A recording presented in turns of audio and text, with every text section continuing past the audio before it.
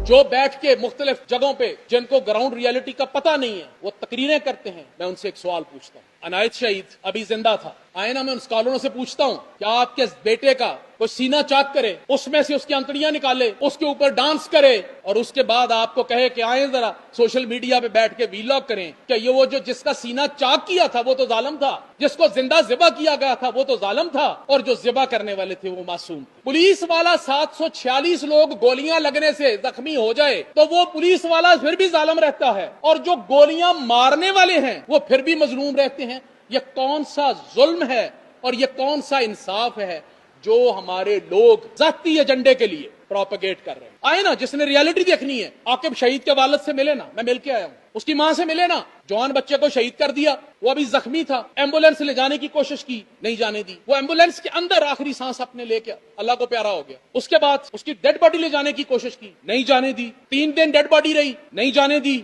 हमले किए, जलाने की कोशिश की। उसका बाप, उसका बेटा, भाई वो डेड बॉडी लेने के लिए आए, उसको पकड़ के ले गए। जाएं, उसका बाप तो जालिम नहीं है ना, उसे पूछें कि जब वो मैयत लेने के लिए गया था तो उसको पकड़ के कहां लेके गए थे, तशद्दुद किसने किया था, और उनकी वीडियोस ये धरने में बैठे किन किन लोगों को भेजी गई थी? उनको शर्म नहीं आती? जवान बेटे की मैयत ले जाने वाले को अगर आप उसके साथ ये सलूक करते हैं, नंगा करके तशद्दुद करते हैं, उसका कसूर क्या था? क्योंकि वो आपकी इज्जत जान माल का तहफ़्फ़ुज़ करते हुए उसने जान